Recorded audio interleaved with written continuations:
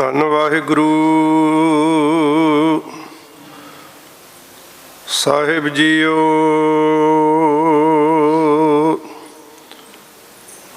ਠੀਕ ਕਰ ਫੋਰ ਦਲੀਸ ਸਿਰ, ਪ੍ਰਭੁਰ ਕੀਆ ਪਿਆਨ। ਤੇਗ ਬਹਾਦਰ ਸੀ ਕਿਰਿਆ, ਕਰੀ ਨਾ ਕਿਨਹੂ ਆਨ। तेग बहादुर के चलत, भयो जगत को सोग। है सब जग भयो, जय जय जय सुरलोक। सो जीव्या जिस मन वस्या सोए, नानक अवर ना जीवै कोय। जे जीवै पत लथी जाए, सब हराम जेता किश खाए।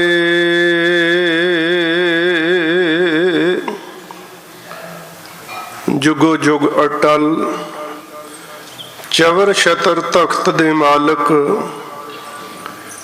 शब्द गुरु हाजरा हजूर सतगुरु। धन धन साहिब श्री गुरु ग्रंथ साहिब जी महाराज सच्चे पातशाह जी दी पावन पवित्र हजूरी अंदर। तिलक जंजूर आखा प्रभ ताका, कीनो बड़ो कलू में साका। साधन हेत इति जिन करी, सीस दिया पर सी न उचरी। ऐसियां महान बरकतां वडियाइयां दे मालक धन सतगुरु श्री गुरु तेग बहादुर साहब सच्चे पातशाह जी दे पावन पवित्र इतिहासक अस्थान गुरुद्वारा श्री रकाबगंज साहिब जी विखे धन सतगुरु श्री गुरु तेग बहादुर साहब पिता जी दी शहादत नूं कोटान कोट प्रणाम करने वास्ते सतगुरु गुरु गोबिंद सिंह जी महाराज सच्चे पातशाह जी दे लखते जिगर चारों ही साहिबजादे, बाबा अजीत सिंह साहिब जी, बाबा जुझार सिंह साहिब जी,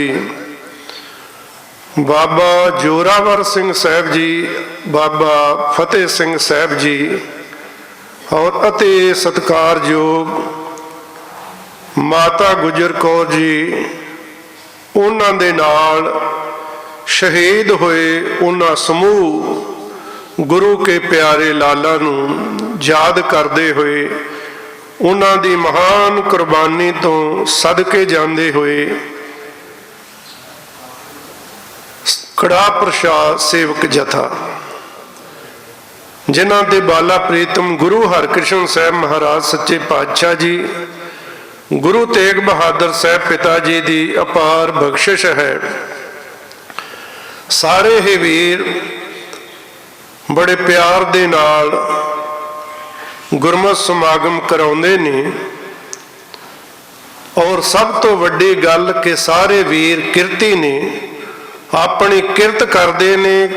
किरत करके फिर गुरु घर विच आके सेवा करते ने ते सारे ही रल के आपस विच ते ये गुरमत समागम कराउंदे ने, जिहड़ी दसवंध रूप माया अपनी सफली बनाउंदे ने।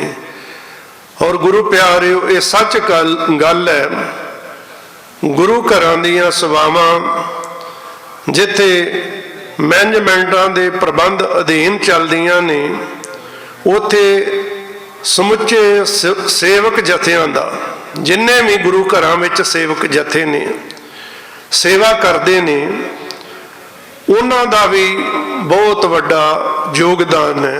सो सतगुरु जी किरपा करन ਇਹ ਪਿਆਰ, ਇਹ ਇਤਬਾਰ ਸਾਰਿਆਂ ਦੇ ਵਿੱਚ ਬਣਿਆ ਰਹੇ। ਸਤਿਗੁਰੂ ਗੁਰੂ ਤੇਗ ਬਹਾਦਰ ਸਾਹਿਬ ਪਿਤਾ ਜੀ ਦੀ ਮਹਾਨ ਸ਼ਹਾਦਤ ਹੋਈ। ਚਾਰੋਂ ਸਾਹਿਬਜ਼ਾਦੇ ਸ਼ਹਾਦਤ ਦਾ ਜਾਮ ਪੀਤਾ। ਇਸ ਸੁਨਹਿਰੇ ਇਤਿਹਾਸ ਦੇ ਆਓ ਰਲ ਮਿਲ ਕੇ ਪੰਛੀ ਝਾਤ ਮਾਰਨ ਦੀ ਕੋਸ਼ਿਸ਼ ਕਰੀਏ ਔਰ ਇਸ ਇਤਿਹਾਸ ਦੇ ਵਿੱਚੋਂ ਆਪਣੇ ਜੀਵਨ ਦੇ ਵਾਸਤੇ ਕੁਝ ਪ੍ਰਾਪਤ ਕਰ ਸਕੀਏ। ਵਿਚਾਰਾਂ ਦੀ ਪ੍ਰਾਰੰਭਤਾ ਤੋਂ ਪਹਿਲੋਂ ਆਪ ਸਾਰੀਆਂ ਸੰਗਤਾਂ ਬਾਅਦਬ ਸਤਿਕਾਰ ਸਹਿਤ ਬਖਸ਼ੋ ਅਸੀਸ। ਇੱਕ ਆਵਾਜ਼ ਵਿੱਚ ਬੁਲਾਓ ਜੀ, ਵਾਹਿਗੁਰੂ ਜੀ ਕਾ ਖਾਲਸਾ, ਵਾਹਿਗੁਰੂ ਜੀ ਕੀ ਫਤਿਹ। ਤਿਲਕ ਜੰਜੂ ਰਾਖਾ ਪ੍ਰਭ ਤਾਕਾ, ਕੀਨੋ ਵੱਡੋ ਕਲੂ ਮੈਂ ਸਾਕਾ। ਸਾਧਨ ਹੇਤ ਇਤੀ ਜਿਨ ਕਰੀ ਸੀਸ ਦਿਆ, ਪਰਸੀ ਨਾ ਉਚਰੀ।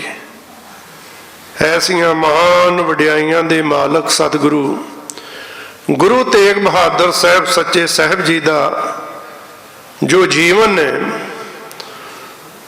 ਸੰਨ 1621 ਤੋਂ ਲੈ ਕੇ ਸੰਨ 1675 ਤੱਕ ਦਾ ਇਹ ਸਮਾਂ ਕੋਈ 54 ਕੁ ਸਾਲ ਦਾ ਸਮਾਂ ਬਣਦਾ ਹੈ।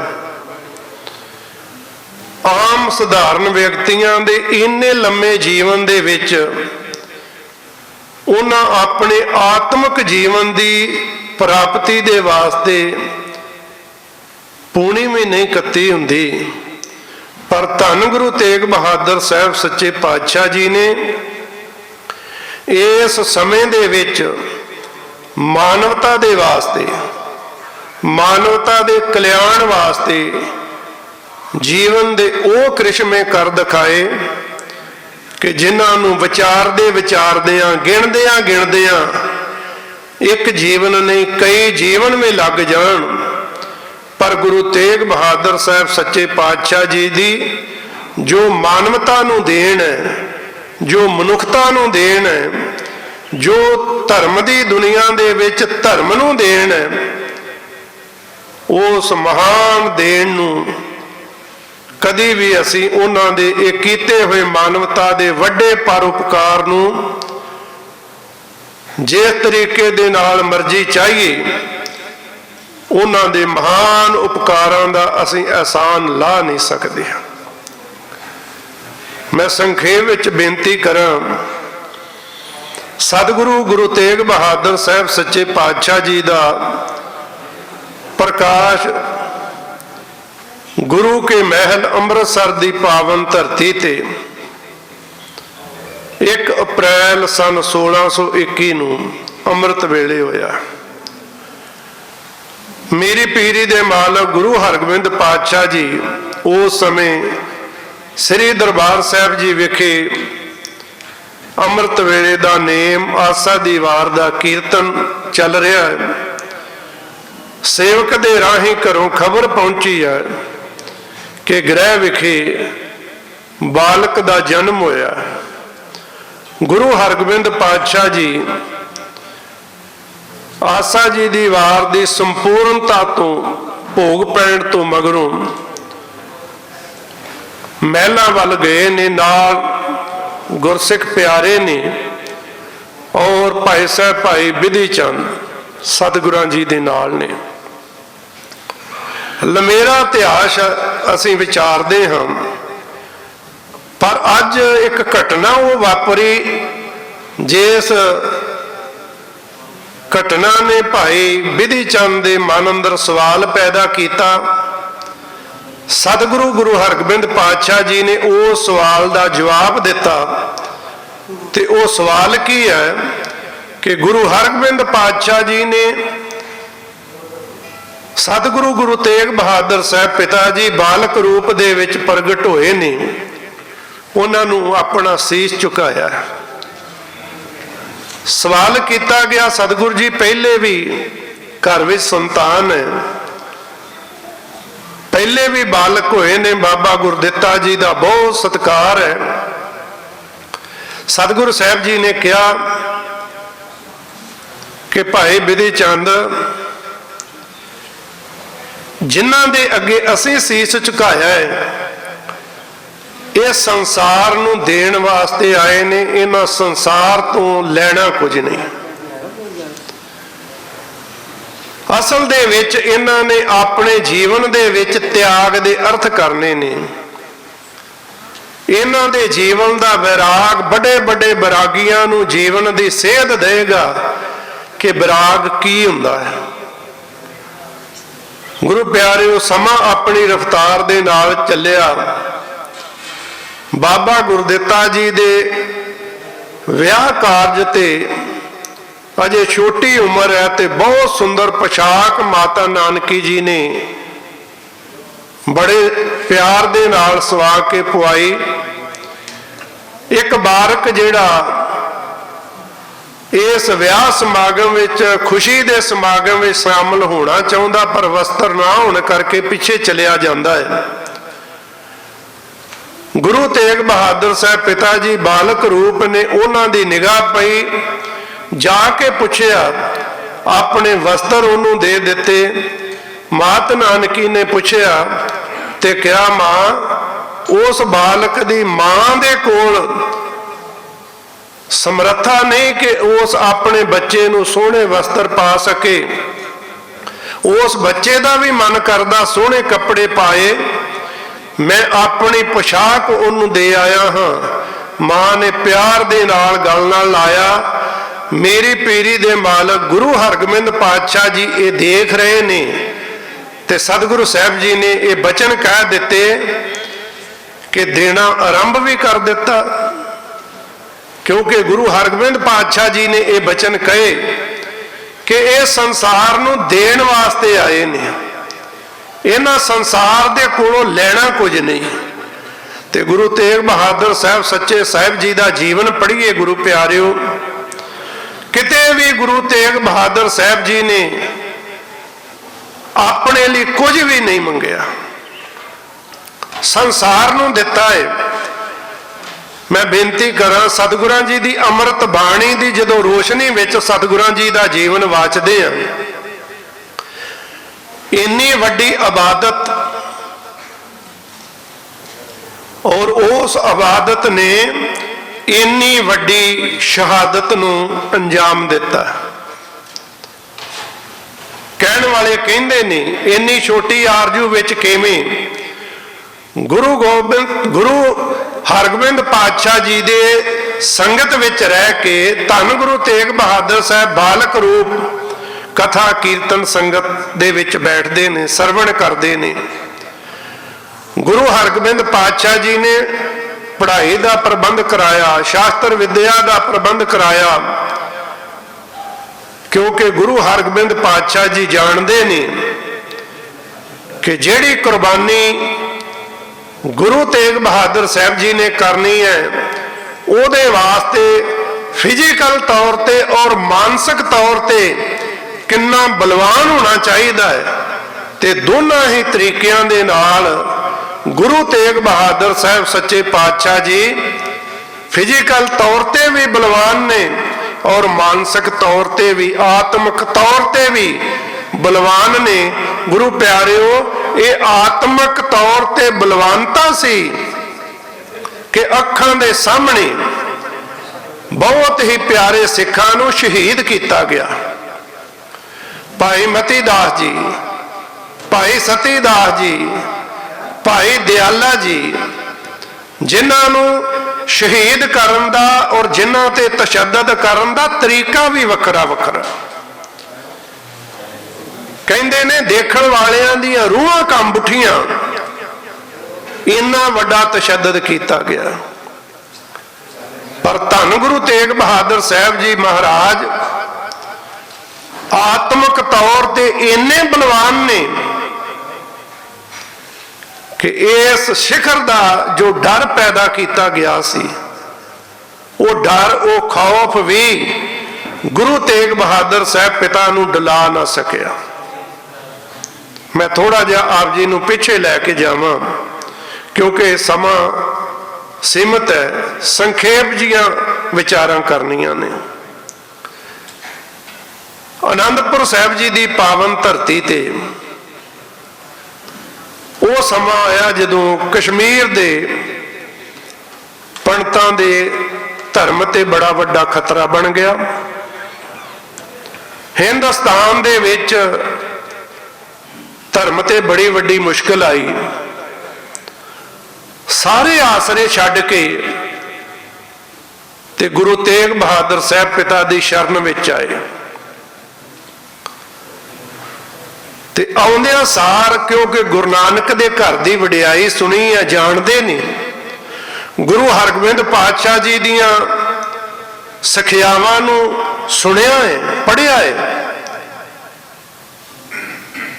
ਗੁਰੂ ਹਰਗੋਬਿੰਦ ਪਾਤਸ਼ਾਹ ਜੀ ਦੀ ਬਹਾਦਰੀ ਨੂੰ ਸੁਣਿਆ ਹੈ ਕਿ ਕਿਵੇਂ 4 ਜੰਗਾਂ ਗੁਰੂ ਹਰਗੋਬਿੰਦ ਪਾਤਸ਼ਾਹ ਜੀ ਨੇ ਲੜੀਆਂ ਤੇ 4 ਦੀਆਂ 4 ਜੰਗਾਂ ਦੇ ਵਿੱਚ ਫਤਿਹ ਕੀਤੀ ਹੈ।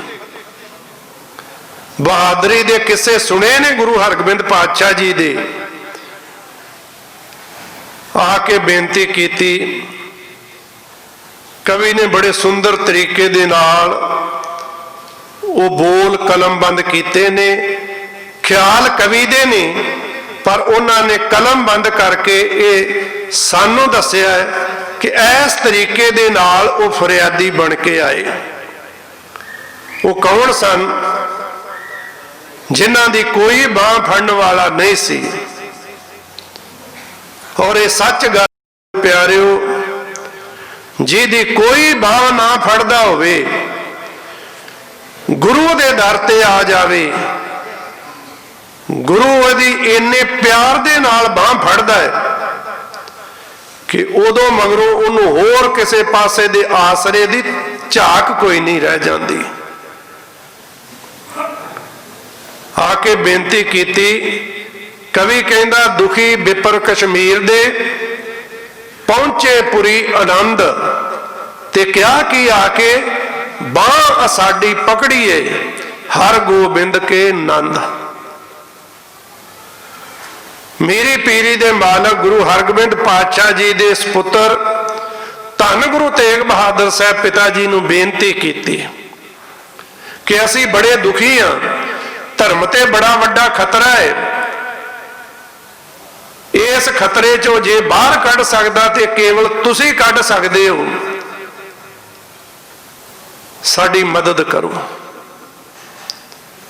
ਤੇ ਗੁਰੂ ਨਾਨਕ ਦੇ ਘਰ ਦਾ ਇਹ ਬਿਰਧ ਹੈ ਗੁਰੂ ਪਿਆਰਿਓ, ਜੋ ਸ਼ਰਨ ਆਵੇ ਤਿਸ ਕੰਠ ਲਾਵੇ। ਇਹ ਬਿਰਧ ਸੁਆਮੀ ਸੰਦਾ ਸਤਿਗੁਰੂ ਗੁਰੂ ਤੇਗ ਬਹਾਦਰ ਸਾਹਿਬ ਜੀ ਨੇ ਇਹਨਾਂ ਦੇ ਦੁੱਖ ਨੂੰ ਜਾਣਿਆ, ਸਮਝਿਆ,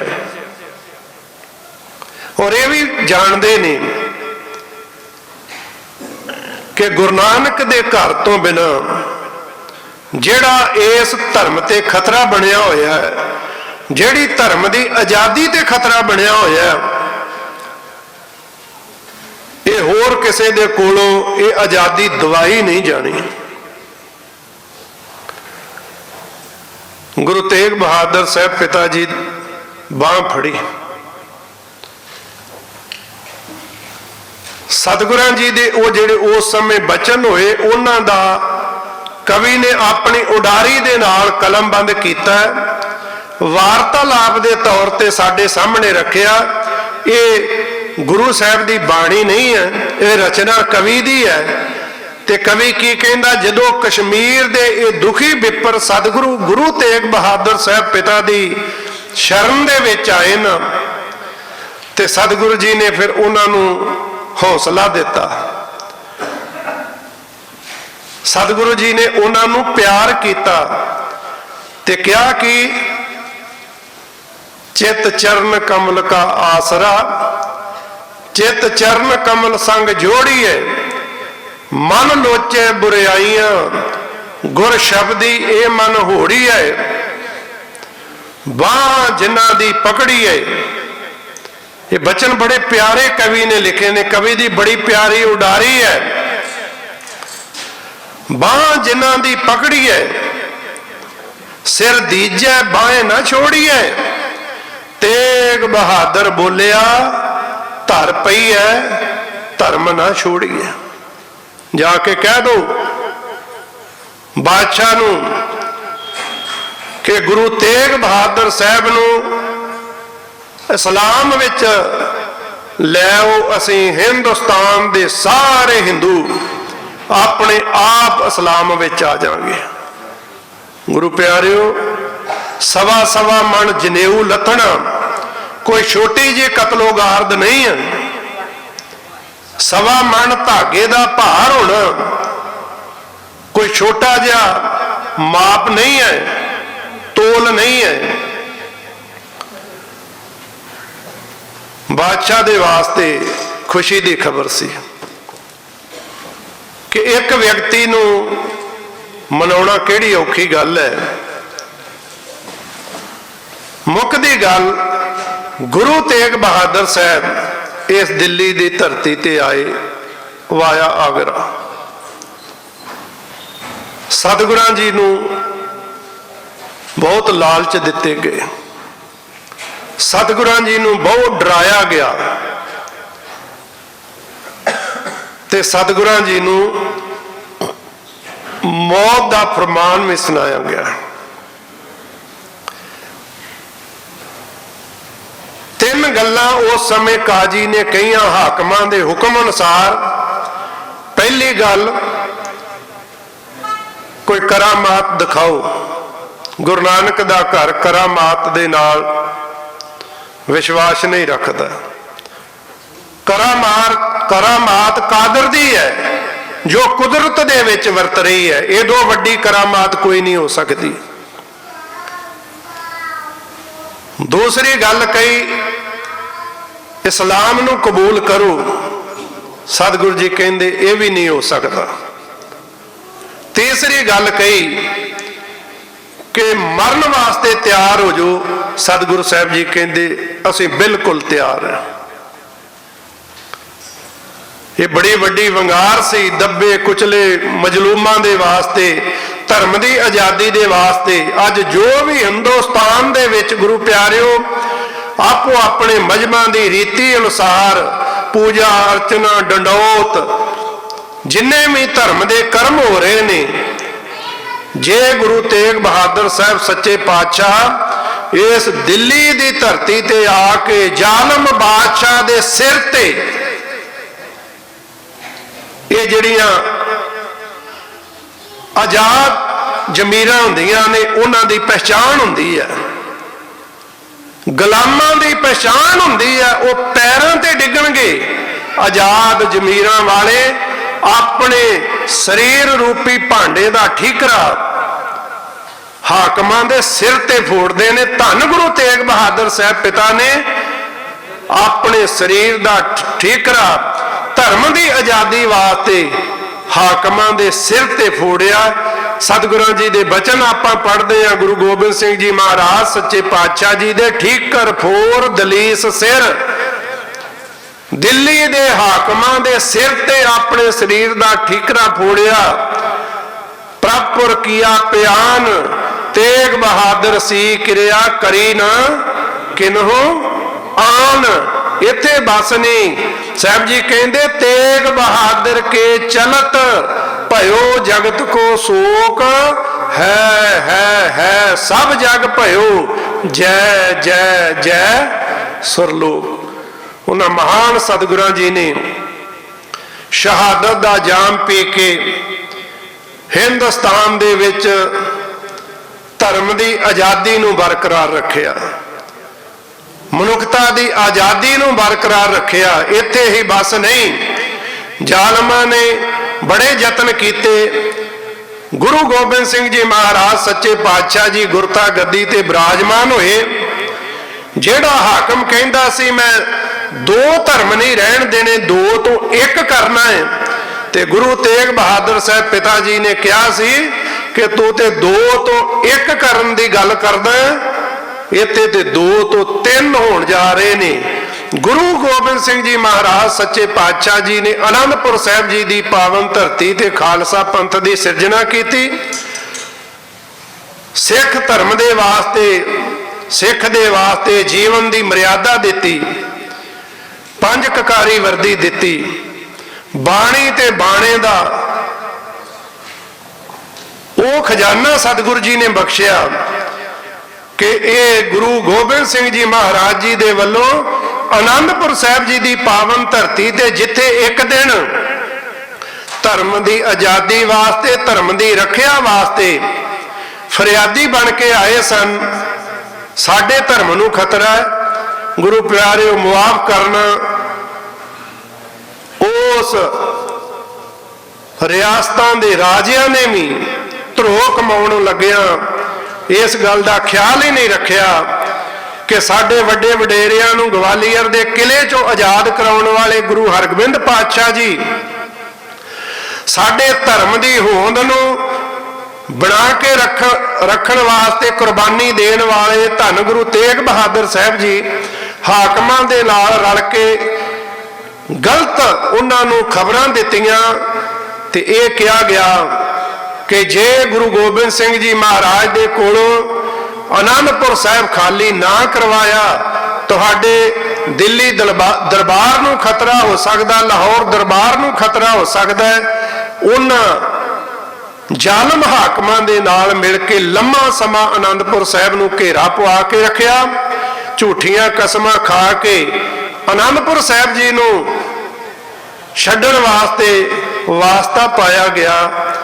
ਗੁਰੂ ਗੋਬਿੰਦ ਸਿੰਘ ਜੀ ਮਹਾਰਾਜ ਘਟ ਘਟ ਕੇ ਅੰਤਰ ਕੀ ਜਾਣਤ, ਭਲੇ ਬੁਰੇ ਕੀ ਪੀਰ ਪਛਾਨਤ, ਸਤਿਗੁਰੂ ਜੀ ਜਾਣਦੇ ਨੇ। ਆਨੰਦਪੁਰ ਦਾ ਕਿਲਾ ਛੱਡਿਆ, ਕਸਮਾਂ ਖਾਣ ਵਾਲਿਆਂ ਨੇ ਮਗਰੋਂ ਹਮਲਾ ਕਰ ਦਿੱਤਾ। ਅਣਗਿਣਤ ਗੁਰੂ ਦੇ ਪਿਆਰੇ ਲਾਲ ਜ਼ਾਲਮਾਂ ਦਾ ਮੁਕਾਬਲਾ ਕਰਦੇ ਸ਼ਹੀਦ ਹੋਏ। ਸਰਸਾ ਨਦੀ ਦੇ ਕਿਨਾਰੇ ਤੇ ਆ ਕੇ ਪਰਿਵਾਰ 3 ਹਿੱਸਿਆਂ ਵਿੱਚ ਵੰਡਿਆ ਗਿਆ। ਸਤਿਗੁਰੂ ਗੁਰੂ ਗੋਬਿੰਦ ਸਿੰਘ ਜੀ ਮਹਾਰਾਜ ਤੇ ਵੱਡੇ ਦੋਨੋਂ ਸਾਹਿਬਜ਼ਾਦੇ ਬਾਬਾ ਅਜੀਤ ਸਿੰਘ ਸਾਹਿਬ ਜੀ, ਬਾਬਾ ਜੁਝਾਰ ਸਿੰਘ ਸਾਹਿਬ ਜੀ ਇੱਕ ਹਿੱਸੇ ਵਿੱਚ, ਮਾਤਾ ਗੁਜਰੀ ਜੀ ਛੋਟੇ ਦੋਨੋਂ ਸਾਹਿਬਜ਼ਾਦੇ ਬਾਬਾ ਜੋਰਾਵਰ ਸਿੰਘ ਸਾਹਿਬ ਜੀ, ਬਾਬਾ ਫਤਿਹ ਸਿੰਘ ਸਾਹਿਬ ਜੀ ਇੱਕ ਹਿੱਸੇ ਤੇ ਸਤਿਕਾਰਯੋਗ ਮਾਤਾਵਾਂ ਕੋ ਸਿੱਖਾਂ ਦੇ ਨਾਲ ਇੱਕ ਹਿੱਸੇ ਵਿੱਚ। ਸੋ ਗੁਰੂ ਪਿਆਰਿਓ ਆਨੰਦਪੁਰ ਸਾਹਿਬ ਨੂੰ ਛੱਡਿਆ 6 ਪੋਹ ਦੀ ਰਾਤ ਹੈ, 7 ਪੋਹ ਦੀ ਸਵੇਰ ਹੈ। 7 ਪੋਹ ਦਾ ਦਿਨ ਸਾਰਾ ਦਿਨ ਰੰਗੜਾਂ ਦੇ ਨਾਲ ਵੀ ਯੁੱਧ ਹੁੰਦਾ ਰਿਹਾ। 7 ਪੋਹ ਦੀ ਰਾਤ ਨੂੰ ਗੁਰੂ ਗੋਬਿੰਦ ਸਿੰਘ ਜੀ ਮਹਾਰਾਜ ਚਮਕੌਰ ਦੀ ਗੜੀ ਜਾਂਦੇ ਨੇ। 8 ਪੋਹ ਨੂੰ ਦੋਨੋਂ ਵੱਡੇ ਸਾਹਿਬਜ਼ਾਦੇ ਬਾਬਾ ਅਜੀਤ ਸਿੰਘ ਜੀ, ਬਾਬਾ ਜੁਝਾਰ ਸਿੰਘ ਜੀ ਸ਼ਹਾਦਤ ਦਾ ਜਾਮ ਪੀਂਦੇ ਨੇ। ਕੱਲ ਜੋ 27 ਤਰੀਕ ਆ ਰਹੀ ਹੈ, 27 ਤਰੀਕ ਨੂੰ ਦੋਨੋਂ ਛੋਟੇ ਸਾਹਿਬਜ਼ਾਦੇ ਬਾਬਾ ਜੋਰਾਵਰ ਸਿੰਘ ਜੀ, ਬਾਬਾ ਫਤਿਹ ਸਿੰਘ ਜੀ ਔਰ ਮਾਤਾ ਗੁਜਰੀ ਜੀ ਸ਼ਹਾਦਤ ਦਾ ਜਾਮ ਪੀ ਜਾਂਦੇ ਨੇ। ਗੁਰੂ ਪਿਆਰਿਓ ਇਹ ਉਹ ਵਿਲੱਖਣ ਇਤਿਹਾਸ ਹੈ ਜਿਸ ਇਤਿਹਾਸ ਨੂੰ ਸੁਣ ਕੇ ਹਰ ਪ੍ਰਾਣੀ ਦੀਆਂ ਅੱਖਾਂ ਨਮ ਹੋ ਜਾਂਦੀਆਂ ਨੇ। ਮੈਂ ਸਵੇਰੇ ਵੀ ਬੇਨਤੀ ਕਰ ਰਿਹਾ ਸੀ, ਗੁਰੂ ਪਿਆਰਿਓ ਇਹ ਸਫਰੇ ਸ਼ਹਾਦਤ ਸਮਾਗਮ ਆਪਾਂ ਦੇਖਦੇ ਹਾਂ ਔਰ ਜਿੱਥੇ ਵੀ ਕੋਈ ਪ੍ਰਾਣੀ ਬੈਠਾ ਗੁਰੂ ਨਾਲ ਪਿਆਰ ਕਰਨ ਵਾਲਾ, ਗੁਰੂ ਦੇ ਲਾਲਾਂ ਦੇ ਨਾਲ ਪਿਆਰ ਕਰਨ ਵਾਲਾ, ਉਹਦੀ ਅੱਖ ਨਮ ਹੋ ਜਾਂਦੀ। ਅਸੀਂ ਭਾਵਕ ਹੁੰਨੇ ਆ, ਭਾਵਕ ਹੋਣਾ ਬਣਦਾ ਵੀ ਹੈ। ਉੱਥੇ ਮੈਂ ਬੇਨਤੀ ਕਰਾਂ, ਇਹ ਸਾਡੀ ਭਾਵਕਤਾ ਕੇਵਲ ਸਾਲ ਪਿੱਛੋਂ 1 ਹਫ਼ਤੇ ਵਾਸਤੇ ਕਿਉਂ ਹੈ? ਮੈਂ ਬੇਨਤੀ ਕਰਾਂ ਕਿ ਇਹ ਭਾਵਕਤਾ ਸਾਰਾ ਸਾਲ ਸਾਡੇ ਜੀਵਨ ਵਿੱਚ, ਮਨ ਵਿੱਚ ਰਹਿਣੀ ਚਾਹੀਦੀ। ਸਾਰਾ ਸਾਲ ਇਹਨਾਂ ਸ਼ਹਾਦਤਾਂ ਨੂੰ ਯਾਦ ਰੱਖੀਏ ਤੇ ਜੇ ਅਸੀਂ ਇਹਨਾਂ ਸ਼ਹਾਦਤਾਂ ਦੇ ਨਾਲ ਪਿਆਰ ਕਰਦੇ ਹਾਂ ਤੇ ਸਾਬਤ ਸੂਰਤ ਦਸਤਾਰ ਸਿਰਾਂ ਵਾਲਾ ਜੀਵਨ ਸਾਡਾ ਬਣ ਜੇ। ਬਾਣੀ ਤੇ ਬਾਣੇ ਦੇ ਧਾਰਨੀ ਬਣੀਏ, ਅੰਮ੍ਰਿਤ ਛਕੀਏ, ਸਿੰਘ ਸਜੀਏ। ਇਨ ਪੁੱਤਰਨ ਕੇ ਸੀਸ ਪਰ ਵਾਰ ਦੀਏ, ਸੁਤ ਚਾਰ ਮੂਏ ਤੋਂ ਕਿਆ ਹੁਆ ਜੀਵਤ ਕਈ ਹਜ਼ਾਰ। ਗੁਰੂ ਨੇ ਸਾਡੇ ਵੱਲ ਹੱਥ ਕਰਕੇ ਸਾਨੂੰ ਸਪੁੱਤਰ ਤੇ ਸਪੁੱਤਰੀਆਂ ਬਣਾਇਆ। ਅਸੀਂ ਗੁਰੂ ਨੂੰ ਪਿਤਾ ਮੰਨ ਲਈਏ। ਵਿਚਾਰਾਂ ਕਰਦਿਆਂ ਹੋਈਆਂ ਭੁੱਲਾਂ ਬਖਸ਼ ਦੇਣੀਆਂ। ਸਮੂਹ ਸੰਗਤਾਂ ਦਾ ਹਾਰਦਿਕ ਧੰਨਵਾਦ। ਵਿਸ਼ੇਸ਼ ਤੌਰ ਤੇ ਸਮੂਹ ਕੜਾ ਪ੍ਰਸ਼ਾਦ ਸੇਵਕ ਜਥਾ, ਸਮੁੱਚੇ ਸਾਰੇ ਵੀਰ ਜਿਹੜੇ ਬਹੁਤ ਸੋਹਣੇ ਉਪਰਾਲੇ ਕਰਦੇ ਹਨ। ਅਰਦਾਸ ਹੈ ਗੁਰੂ ਪਿਤਾ ਦੇ ਚਰਨਾਂ ਵਿੱਚ ਸਤਿਗੁਰੂ ਜੀ ਕਿਰਪਾ ਕਰਨੀ, ਸਾਰੇ ਜਥੇ ਦੇ ਵੀਰਾਂ ਦੇ ਸਿਰ ਤੇ ਮਿਹਰ ਭਰਿਆ ਹੱਥ ਰੱਖਣਾ, ਚੜ੍ਹਦੀਆਂ ਕਲਾ ਵਾਲਾ ਜੀਵਨ ਬਖਸ਼ਣਾ। ਇਸੇ ਤਰ੍ਹਾਂ ਆਪਣੇ ਚਰਨਾਂ ਦੇ ਨਾਲ ਜੋੜ ਕੇ ਪੰਥ ਪ੍ਰਤੀ, ਗੁਰੂ ਘਰ ਦੀਆਂ ਵੱਧ ਚੜ ਕੇ ਸੇਵਾਵਾਂ ਕਰਨ ਦਾ ਉਦਮ ਬਲ ਉਤਸ਼ਾਹ ਬਖਸ਼ਿਸ਼ ਕਰਨਾ, ਹਰ ਪ੍ਰਕਾਰ ਸਹਾਇਤਾ ਕਰਨੀ। ਵਾਹਿਗੁਰੂ ਜੀ ਕਾ ਖਾਲਸਾ, ਵਾਹਿਗੁਰੂ ਜੀ ਕੀ ਫਤਿਹ।